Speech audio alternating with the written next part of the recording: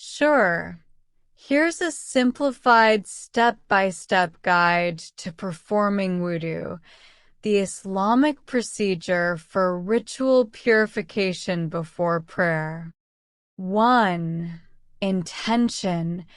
Naya, begin with the intention to perform wudu for the purpose of prayer. 2. Recite Bismillah *, begin by saying Bismillah, in the name of Allah. 3. Wash hands *, start by washing both hands up to the wrists 3 times. 4. Rinse mouth *, take water into your mouth, rinse it 3 times, and spit it out. 5. Sniff water *, sniff water into your nostrils and blow it out 3 times. 6. Wash face *, wash your face 3 times, from the hairline to the chin and from ear to ear. 7. Wash arms *, wash each arm up to the elbows, starting with the right arm 3 times. 8.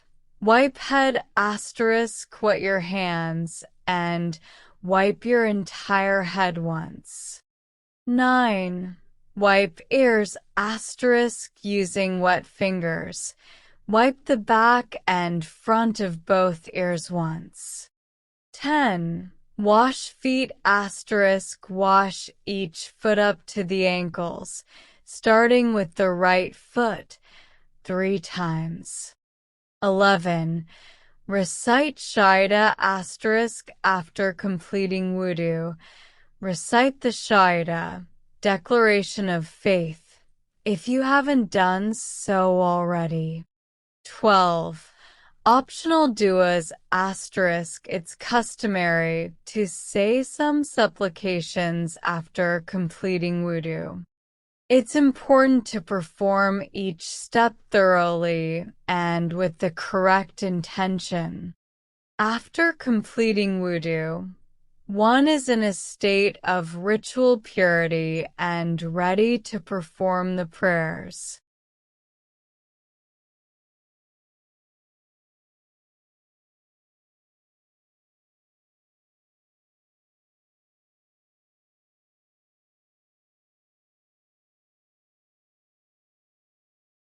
Certainly, the complete procedure for bathing, Ghusl, in preparation for prayer is as follows. 1. Intention.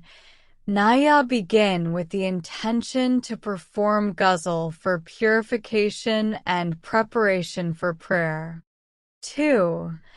Recite Bismillah *, start with the recitation of Bismillah, in the name of Allah, acknowledging the sanctity of the act. 3. Wash hands *, wash both hands thoroughly, ensuring that water reaches between the fingers. 4. Wash private parts *, wash the private parts thoroughly, ensuring cleanliness. 5. Perform wudu *, complete the steps of wudu as outlined before, ensuring thorough cleansing of the body. 6. Pour water over entire body *, pour water over the entire body, ensuring that every part is washed thoroughly, starting with the right side of the body, followed by the left. It's important to ensure that water reaches every part of the body, including the hair and under the arms. 7. Intentional rinsing * during the bathing process. It's crucial to ensure that water reaches the skin, especially if one has long hair or a beard, to ensure complete purification. 8. Wash the head *, ensure that water reaches the roots of the hair and the scalp, making sure that the hair is thoroughly wetted. 9. Wipe ears using wet fingers. Wipe the back and front of both ears once, ensuring that they are fully covered with water. 10. Maintain order It's important to maintain the order of the steps as mentioned in the guidance provided by Islamic teachings. 11. Conservation of water while performing ghusl. Use water moderately, without wastage, as conservation is emphasized in Islamic teachings. 12. Purity of intention throughout the process. Maintain a pure intention, focusing on the spiritual significance of ghusl as a means of purification and preparation for prayer. 13. Optional du'as It's customary to say some supplications during or after completing ghusl. 14. Additional considerations if there are any impurities on the body, such as urine, feces, or menstrual blood, they must be removed before performing ghusl.